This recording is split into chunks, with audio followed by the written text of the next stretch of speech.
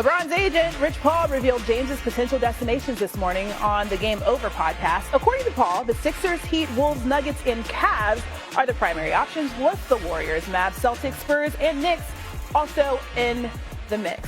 Love that whiteboard. We are joined now by Anthony senior writer David Dennis Jr. for more. Okay, so David, there's a lot to unpack from that whiteboard. Walk us through your biggest takeaways for a few of the teams referenced, starting with the 76ers. Okay, Christine, you're going to feel me on this. The 76ers are the new bombshell that has entered the villa in the LeBron James discussion. Nobody was talking about them 3 days ago as a LeBron James potential suitor, but they get Jaylen Brown. That changes things. Maxey, as you see, has an asterisk next to him. That's a Rich Paul guy also. This thing makes a ton of sense when you have Maxey, Edgecombe, Jaylen Brown, and Embiid. The only problem I have is that Embiid, that health. LeBron, do you want to attach your last year or two to Embiid's health? Not sure about that. Golden State, I was a little concerned when I saw them in the corner because they make so much sense, but Rich Paul explained that the corner being outside the inner circle does not mean they're not legitimate contenders, and I think they are. For me, this is the best spot for LeBron. Him and Steph, they love playing with each other. We saw that in the Olympics. They could be real contenders together. Cleveland, of course, is another one here that we're looking at as a storybook ending for LeBron. You go back to Cleveland, you close the chapter. But one thing I was interested that Rich Paul said was that LeBron was upset about Darius Garland leaving. He likes Darius Garland. Darius Garland, also another Rich Paul guy. But that shows me that there is a little bit of concern about playing with James Harden and also just installing championship culture to that Cavs team. All right, the Dallas Mavericks. He ain't going to Dallas, but this was just so interesting and weird. I don't know why there's oil there. Also, Majiri is there, and I get it, he's Nigerian. The whole continent of Africa is just there as part of it. I don't understand exactly what LeBron and Rich Paul were saying here when they have Dallas there. He maybe just likes to golf there. I don't quite get it, but I don't think he'll be there. It was just a bunch of weird words under the Mavs there on the board. Yeah, oil, golf, none of those really make sense for what happens on the basketball court. As for Philly, it really feels like they've gotten a lot better this week with the addition of Jaylen Brown. Here is Brown addressing the trade on his Twitch channel last night. It's a bunch of emotions. I'm still processing everything, so give me some time. But I'm also looking forward to what's to come next. I will say there was definitely a message being sent, and that message was received. I wasn't thrilled with the amount of respect that was showed during this process. You know, I did feel like it was a lack of respect. At one point it was fine, and out of nowhere it just went left. I definitely think it's more to it. I just wish the more to it could have been explained. I just wish that they had the respect to just tell me exactly what it was. I don't know, I kind of like Jaylen Brown as a streamer. David, what do you make of how this trade transpired for Brown this week? First of all, nothing makes me feel older than hearing those Twitch bloops and having no clue what they mean. I have no understanding of what's happening. But Jaylen Brown, I get it. I understand. This is the ultimate disrespect. Boston sent him up the street in the division for a bag of potato chips and a draft pick. And they said, we do not believe that you are of consequence when we're trying to make it in the playoffs and go against you.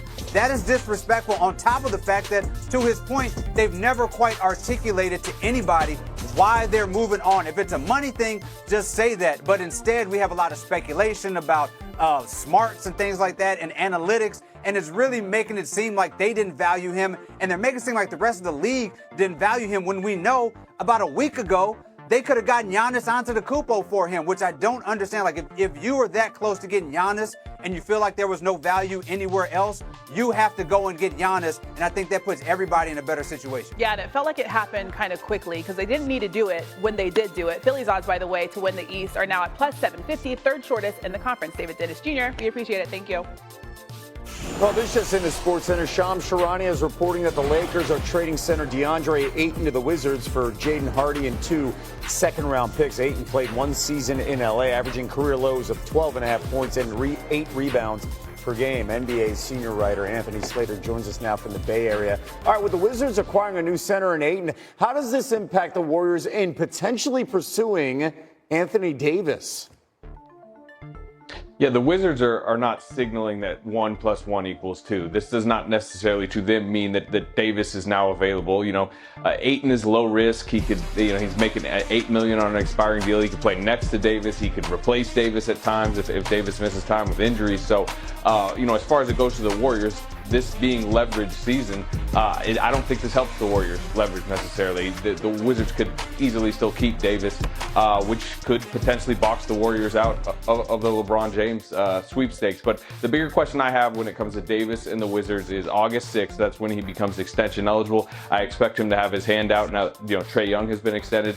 Will the Wizards give Davis a big money extension? And if they don't, what does that mean? Okay, as for tonight now, the Warriors, they get a look at their first-round pick, Axel Landenborg. He's set to make his Summer League debut. What should we expect from the 23-year-old now that he's joining this Warriors team? Yeah, I don't like to take too much from Summer League, right? Especially one game of Summer League. But the expectation is he is going to be ready to go, ready to look like a starting level NBA wing, a 25-minute, 30-minute per game type guy, because, he's already the age of Apollo Banchero. Jonathan Kuminga, he's basically the same age as the Warriors drafted him 5 years ago. So part of the appeal and why the Warriors took him is because they need a rotation player immediately. Jimmy Butler's out for a majority of next season. Moses Moody's out. I talked to Yaxel last week. He said in his early conversations with Steve Kerr, he's mentioned that you're going to play a lot. Steve has mentioned that to Yaxel, and he said maybe even start. So starting tonight, you want to see him show that he's ready to go. All right, I can tell you the moment's not going to be too big for him. He comes with the experience that is Yaxel, the oldest lottery pick since 2021. Anthony, thank you, sir. We have breaking news into SportsCenter. Shams Charania reporting the Lakers are trading center DeAndre Ayton to the Wizards for Jayden Hardy and 2 second-round picks. Ayton playing 1 season in L.A., averaging career lows of 12.5 points and 8 rebounds per game. NBA analyst Kendrick Perkins back with us. Perk, the Lakers have been busy. What do you make of their offseason so far? Well, actually, a lot of people have been having a lot of negative things to say about with the Lakers and Rob Pelinka, the moves that he's made, but I actually applaud it. I got to give him his flowers. If I had to give him a grade, I would give him an A-. When you look at the pieces that he added, and Walker Kessler, one of the best lob threat guys in the game. Sandro Mamu, I ain't gonna even try to pronounce his whole name, Jay. We don't have enough damn time in this segment for me to even start. But they added shooting, they add perimeter play. Offensively, they're gonna be a juggernaut. They might be the best offensive team in the league. Not picking them to go and win the West, but they're going to be in the other on the banana peel when it comes to your NBA career. You are a former #1 overall pick. The Phoenix Suns, they gave up to have a level of accountability, because right now you have other on the banana peel when it comes to your NBA career. You are a former #1 overall pick. The Phoenix Suns, they gave up on you. The Portland Trail Blazers gave up on you. They had a better season when you left. And now all of a sudden, the Los Angeles Lakers saying, we want no parts of you whatsoever. And now you're going to the Wizards. He has to adjust his attitude, adjust himself, hold himself accountable. If not, we could possibly see DeAndre Ayton, and this being his last stop. Whoa, okay. We'll keep an eye on that. Hey, Perk, speaking of former Lakers, let's play a game of LeBron fill in the blank, all right? Now, you already told us that Philly would be the 1 seed in the East with LeBron, but let's talk about some other